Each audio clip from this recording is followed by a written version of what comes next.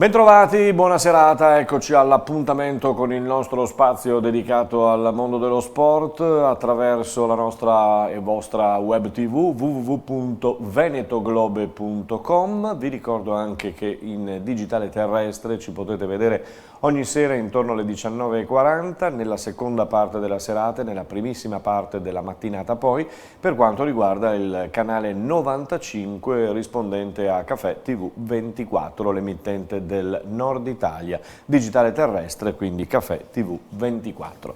Andiamo subito a vedere quali sono gli argomenti di oggi. Cominciamo dalla pallavolo femminile, ma quella under 18, perché va bene e continua ad andare bene il mondiale per questo gruppo che è composto anche da tre giovani pantere, che sono Frosini, Marchenato e Omorui. Terzo successo consecutivo nel mondiale in Egitto, adesso agli ottavi scontro con Porto Rico.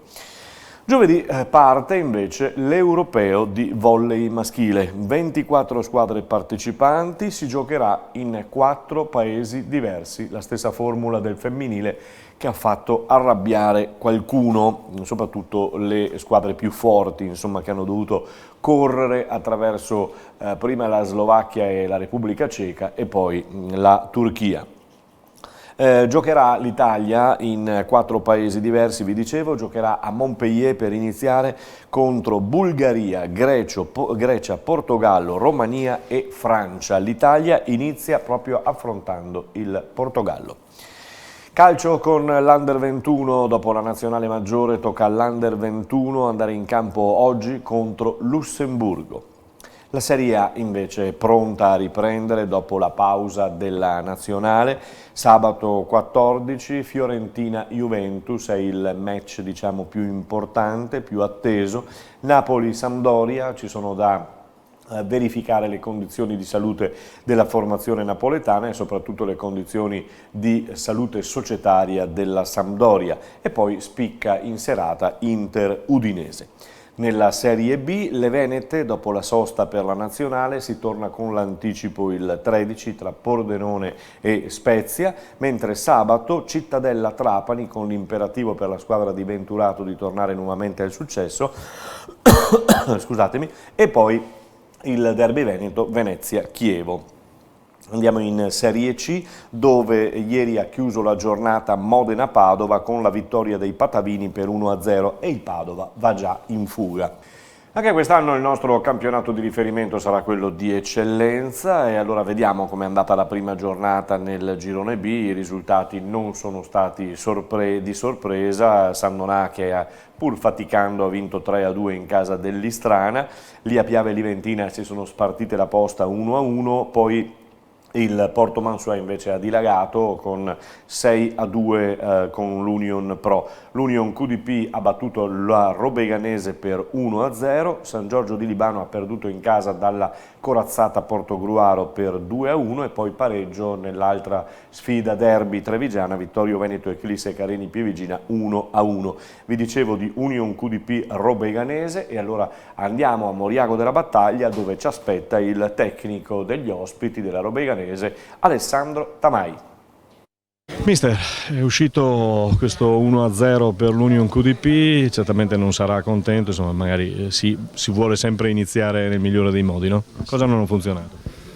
Ma ha funzionato che abbiamo preso gol su un episodio, su un'ingenuità, e purtroppo noi stiamo pagando in questo periodo perché i gol che abbiamo preso sono stati tutti su nostri errori purtroppo, ed c'è rammarico per la partita persa di oggi, perché comunque insomma noi abbiamo cercato di giocare e abbiamo avuto anche 2 o 3 occasioni importanti, non siamo riusciti a sfruttarle, poi sapevamo che venivamo qua, trovavamo una squadra che giocava così, sfruttando i lanci lunghi per la loro punta, e li abbiamo arginati anche bene, e poi siamo caduti su quell'ingenuità là che ha costato la partita. Questa è l'eccellenza e quindi ci deve servire di regola. Comunque io sono fiducioso perché il gruppo che ho è un gruppo con valori e quindi conto già alla prossima partita che dobbiamo riscattarci sul nostro campo, dobbiamo fare la partita, nonostante l'Union Pro abbia perso oggi malamente, però sarà un'altra partita che dovremo affrontare con la mentalità giusta, con la testa giusta, perché noi dobbiamo salvarci, questo è il nostro obiettivo. E aver perso punti oggi comunque scoccia parecchio. Mi spieghi questo cambio di 3 giocatori così? Non era contento o è una... Perché comunque io volevo creare il massimo potenziale davanti, io ho 3 attaccanti che sono tutti e 3 che possono giocare dall'inizio, ci siamo un po' sbilanciati, ma avevo visto che comunque in mezzo al campo, con l'inserimento anche di Bandiera che comunque era infortunato, quindi non aveva i 90 minuti. Ecco, è stato un cambio tattico, ma per provare a pareggiare la partita, insomma, insomma, abbiamo avuto anche le occasioni, quindi potevamo farlo, purtroppo gli episodi ci hanno dato torto. Ho detto a lei, voi volete salvarvi chiaramente, ma che campionato sarà? Sarà un campionato abbastanza tosto? Un campionato così, dove si gioca sull'equilibrio, dove chi sbaglia meno porta a casa il risultato. Questa è l'eccellenza, lo sappiamo, però nonostante questo noi non vogliamo stravolgere quelli che sono i nostri ideali, quelli che ci alleniamo dal 29 di agosto comunque per giocare la palla, per cercare di trovare soluzioni con palla a terra, e continuiamo su questa strada, perché io sono convinto che comunque i risultati vengono, insomma, ecco. Dobbiamo stare un po' più attenti sugli episodi che ci stanno condannando, quello sì, e quello dobbiamo lavorare di più, soprattutto dal punto di vista mentale. Non possiamo essere leggeri in certe situazioni. Era Alessandro Tamai, tecnico della formazione del Robeganese, che domenica a Moriaco della Battaglia ha perso per 1-0 contro i padroni di casa dell'Union QDP. In promozione gli occhi erano tutti puntati inevitabile sul Treviso Academy, che ha vinto 4-0 a Vedelago contro il Vedelago. Ora il Treviso giocherà la seconda gara di campionato a Quinto di Treviso sabato alle ore 16. Il sindaco Mario Conte ha garantito che il tennis sarà disponibile dal 29. La TVB De Longhi invece, per quanto riguarda il basket, sta aspettando adesso di misurarsi dopo aver fatto bene in quel di Vicenza contro Trieste e contro una formazione austriaca. Ha perso in finale con Trieste dopo una buona gara. Ora torneo di Jesolo, che è ancora più impegnativo perché la opporrà a squadre di Serie A1 di pari livello e quindi ulteriormente un altro banco di rodaggio. Andiamo a parlare di Serie A2 femminile con il Ponzano, che ha iniziato ad allenarsi il 19 agosto scorso, 2 le amichevoli fin qui disputate, la terza arriva sabato il 14 settembre, domenica, a Domegge contro il Mestre, ed infine poi il campionato al via il 28 settembre in casa contro Bolzano. Intanto c'è un nuovo arrivo a Ponzano, è quello di Francesca Leonardi, campionessa europea Under 18. Complimenti a lei, ma complimenti anche al DS Carlo Pizzolon, che è ai nostri microfoni per un bilancio complessivo di questo inizio stagione. Siamo con Carlo Pizzolon, direttore sportivo di questo Ponzano Basket, un nuovo Ponzano, Carlo, che hai creato quest'estate, tante facce nuove e soprattutto giocatrici promettenti e una top giocatrice. Squadra totalmente nuova, squadra molto ringiovanita peraltro, perché credo che abbiamo 4 o 5 ragazze del 2000 nel roster. È chiaro che sono ragazze che sono venute qui con un grandissimo entusiasmo, però la squadra è stata costruita anche con degli elementi di esperienza. Beba Bagnara, Giulia Brotto, Zecchin, Colombo sono comunque delle ragazze che ci danno ampie garanzie di tenere molto bene questa categoria. La 2 abbiamo vista l'anno scorso che cosa è, che campionato è, diciamo che dopo aver fatto l'esperienza del primo anno, quest'anno si vuole provare a fare un campionato un po' più tranquillo, guardare un po' più in alto. Sicuramente sì, l'anno scorso abbiamo pagato un po' lo scotto dell'inesperienza, era un campionato ed è un campionato comunque molto diverso rispetto al campionato della Serie B.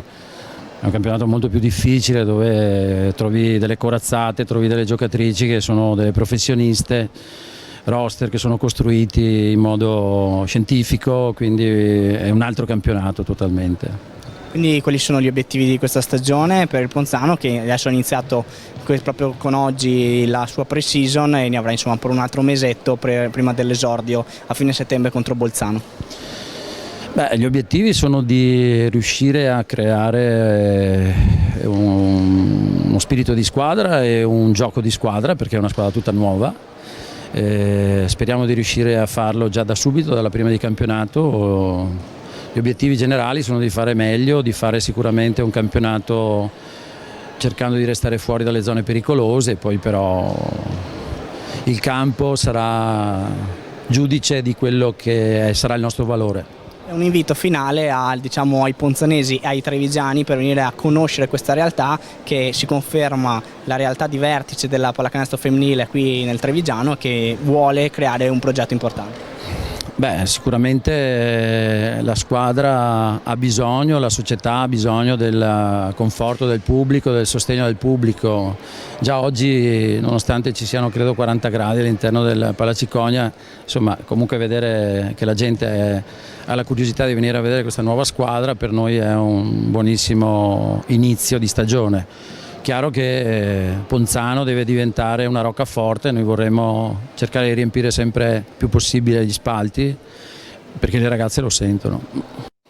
Questo è il direttore sportivo Carlo Pizzolon del Ponzano Serie A2 femminile, stiamo parlando di basket, adesso sempre nel mondo femminile ma in quello della A1 dell'Imoco Volley Conegliano. Vi dicevo è ritornato Santarelli che ha già cominciato ad allenare le tre Fersino, Botezzat e Gennari con le giovani del Sandona di Piave. Entro venerdì arriveranno un po' tutte le nazionali tranne le due americane, anche perché sabato c'è una bella manifestazione, importante manifestazione per la società coneglianese in quel di Cortina con un nuovo sponsor. E allora andiamo a sentire il team manager perché Porzio se n'è andato ed è arrivato un nuovo team manager, eccolo qui, conosciamolo.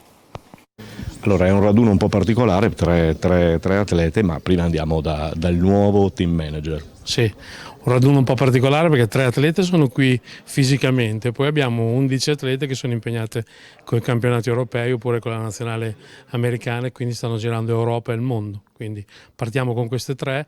Le prime 2 settimane abbiamo aggregate anche in alcune giornate la B1 di Sandonà, che adesso si inizieranno a allenare con noi da domani. Abbiamo un programma dove facciamo piscina, pesi e poi allenamento. Ci stanno ospitando qui a Rua de Feletto in questa palestra perché il Palaverde è momentaneamente indisponibile per una serie di lavori, il cubo e anche le lampade che stanno sistemando. Ci fa un po' di curriculum sintetico? Io vengo da praticamente mondo del basket precedentemente su Bologna e poi dopo ho iniziato a fare pallavolo con la 1 Bologna-Forlì quando abbiamo fatto il campionato, poi ho sempre fatto la B1 con Bologna e poi mi sono trasferito gli ultimi 3 anni, ero a Modena, prima con la 1 Luigio e Anderlini, scuola di pallavolo, Volley Academy e poi sono rimasto gli ultimi 2 anni alla scuola di pallavolo Anderlini. Questo è un po' il mio curriculum. Qui sono arrivato perché ho alcune conoscenze, poi comunque abbiamo una collaborazione con Anderlini soprattutto per quello che riguarda il settore giovanile, quindi infatti tra l'altro uno dei momenti che faremo in precampionato è dedicato a una visita tra Mantova e Modena dove comunque le nostre squadre di B2 e di B1 faranno degli allenamenti collegiali 2 giorni insieme a loro e noi lì faremo un amichevole con Bergamo di Serie A sempre lì a Modena. Visto da fuori e visto da dentro il mondo Imoco? Visto da dentro molto più semplice, una grande famiglia con tantissimi tifosi sempre entusiasti, tante persone che comunque veramente una grande famiglia. Anche ieri sera ho avuto modo e maniera di girare per Conegliano, ho incontrato qualcuno, anche uno dei nostri 2 presidenti, Piero Garbellotto, e quindi proprio una grande famiglia, cioè si sta bene insieme, si cambiano 2 chiacchiere, è importante, cioè ti fanno sentire veramente a casa. Di oggi la partecipazione al mondiale per club, per un team manager un lavoro corposo, un lavoro veramente corposo, però anche questo per la società è molto molto importante, anche perché è la prima volta che noi partecipiamo e quindi è un obiettivo per noi importante, cioè siamo gli 8 migliori club diciamo al mondo, quindi tra quelle che si sono qualificate direttamente e le wild card. Quindi la società punta molto su questo obiettivo e ha anche probabilmente costruito una squadra che oltre agli obiettivi campionato Champions aveva in mente anche questa situazione qui. E così abbiamo conosciuto Pierpaolo Zanasi, nuovo team manager dell'Imoco Volley Conegliano Serie A1 femminile. Chiudiamo con la Benetton Rugby che sta lavorando sui campi della Ghirada in tranquillità, diciamo, perché l'afflusso di giocatori e di nazionali è terminato. Intanto si stanno preparando le 2 amichevoli di questo settembre tra Benetton e Zebre, le 2 franchigie italiane. L'appuntamento inizia venerdì 13 settembre alle 20:15 a Monigo e poi a Parma il venerdì successivo il ritorno della gara. È tutto per quanto riguarda il nostro appuntamento con lo sport di venetoglobe.com, l'appuntamento per domani. Buona giornata.